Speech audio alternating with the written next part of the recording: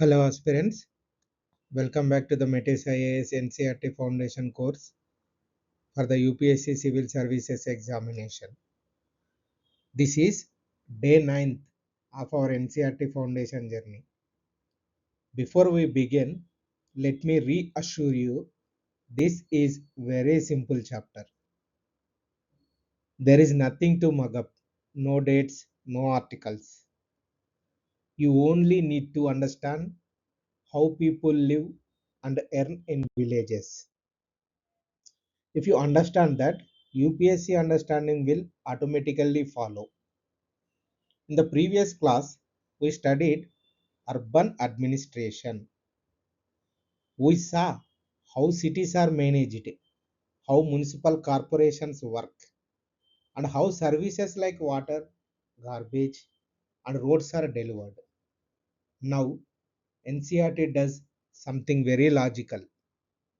Before talking about schemes or policies, it asks a basic human question, that is, how do people earn their living? So today on day 9th, we move from cities to villages and study chapter 8, rural livelihoods. NCERT begins this chapter very nicely. It does not start with definitions. It takes us to real village called Kalpattu, and it shows us real people and real work. Some people farm, some make baskets or pots, some run small shops, some repair cycles, some work as teachers or nurses. So, the first simple idea is villages also have many kinds of work. Villages also have many kinds of work. Rural life is not only farming, but still one activity is most important. That activity is agriculture. That activity is agriculture. Now, here comes the core idea of the chapter. Even though many people depend on agriculture, not everyone is equal in agriculture. Why? To make this very clear, NCERT shows us three real life profiles from Kalpattu village. Let us understand them slowly. First is Ramalingam. He is a big farmer. He owns a large land holdings around 20 acres. He has irrigation, machines, storage, and a capital. He also owns a rice mill and a shop selling seeds and pesticides. He uses hired labor and modern equipment. So for Ramalingam, agriculture is not just survival, it gives him high income and security. Now compare this with Shekhar. Shekhar is a small farmer. He owns only a small piece of land, around 2 acres. His farming is rain dependent. To manage his family expenses, he works in a rice mill and keeps a hybrid cow for extra income. He borrows seeds and fertilizers on credit. So, Shekhar's life is full of uncertainty. Small farmers live with high risk of debit. Now comes the most vulnerable profile, that is Tulasi. Tulasi is an agricultural laborer. She owns no land at all. She survives only on daily wages, working on others' fields. So she works long hours in physically exhausting conditions. Along with this, she also does unpaid household work. When her daughter fell ill, she had to take a loan and was forced to sell her cow to repay it. NCERT wants you to see this clearly. That is, hard work does not always mean good income. Note this point. Land ownership decides security. These three people live in the same village, but their lives are completely different. But their lives are completely different. This is called structural inequality. What is this called? Structural inequality.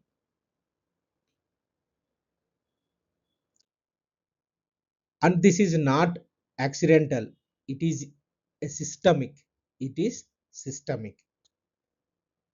Now, let us see why many rural families never come out of this situation.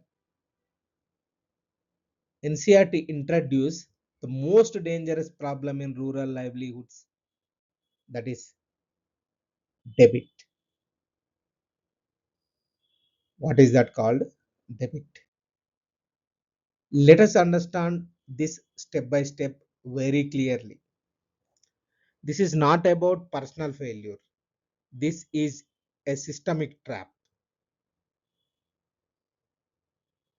First step, borrowing. Small farmers and laborers take loans for seeds, fertilizers, pesticides, or medical emergencies. Second step, trigger. Crop failure due to pests, drought, or poor monsoons. Sometimes prices fall even after a good harvest.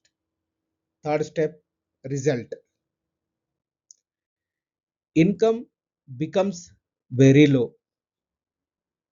They cannot repay the principal amount. Fourth step, the trap. To repay the old loan, they take a new loan. Debit increases, interest accumulates, sometimes land has to be sold. Please understand these four steps in the debit trap.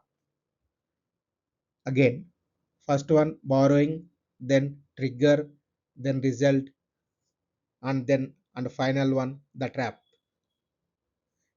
In this way, the people are trapped into the debit cycle in rural villages. Now comes the final stage, exit through migration. When the village offers no more security, people move to cities. They do seasonal work or daily wage labor in construction sites, factories, or as helpers. So remember this clearly. Migration is not ambition. Migration is not ambition. Migration is what? Survival. Migration is what? Survival. This is why rural livelihoods and urban labor are deeply connected. Now let us add the Metis IAS UPSC lens here. Don't worry about numbers now. Just understand the idea. This is where NCERT becomes foundation for prelims. Here is a very important reality. Around 85% of Indian farmers are small and marginal. Around 85% of Indian farmers are small and marginal, meaning they own less than 2 hectares of land. Small and marginal means they own less than 2 hectares of land. This means the majority of farmers are vulnerable by structure. This means the majority of farmers are vulnerable by structure in India. Another important reality, women perform 70 to 80% of agricultural labor, but they rarely hold legal and titles. When women perform 70 to 80% of agricultural labor in India, but they rarely hold legal and titles. This is called the feminization of agriculture. This is classical beautiful phenomena in the Indian system. This is called the feminization of agriculture. And finally, the credit gap. Small farmers usually do not have collateral, so banks hesitate to give loans. As a result, they depend on money lenders who charge high interest. Who charge high interest. This credit gap is the main driver of the debit trap. Please concentrate here. This credit gap is the main driver of the debit trap.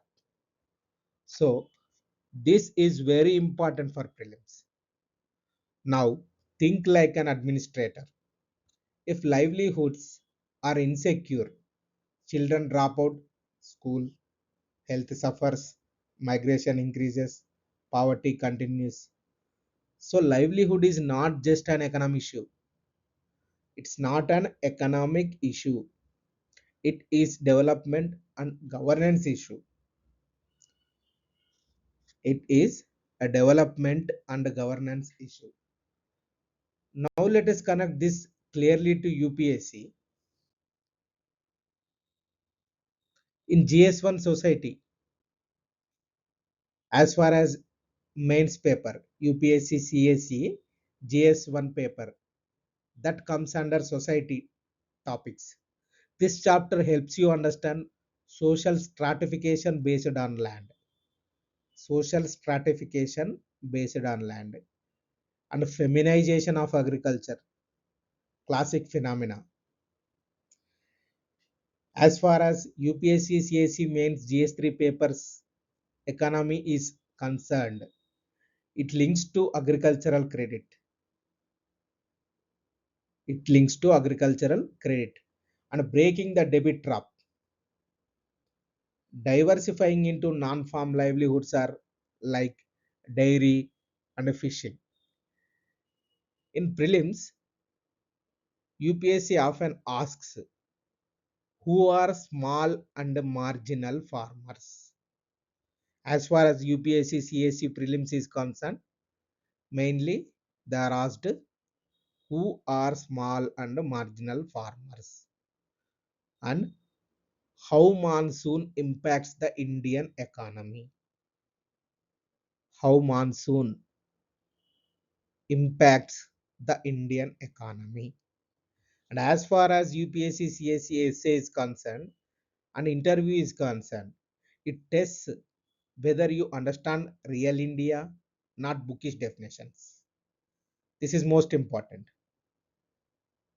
You understand real India or not, or understand only big bookish definitions. These things are continuously tested in essay and interview. So, if you remember only two lines from day 9 and chapter 8 rural livelihoods, that is, remember these: land ownership decides livelihood security. Land ownership decides livelihood security. And rural livelihood is uncertain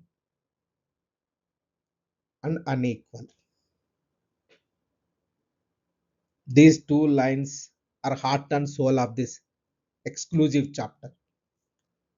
That is what land ownership decides livelihood security. And second one is rural livelihood is uncertain. Rural livelihood is what? Uncertain and unequal. Let us summarize calmly. Villages have many occupations Agriculture is the main livelihood in village. Big farmers are secure because they have land around 20 acres. Small farmers are face risk. Laborers are most vulnerable. Debt is a systemic trap in the rural India and as well as rural livelihoods. Migration is a survival strategy. It is not an ambition at all. Good. If you understand this much, you have understand the chapter very well. In the next class, we will study chapter 9th urban livelihoods and compare rural and urban work realities are there. Till then, revise slowly, don't memorize,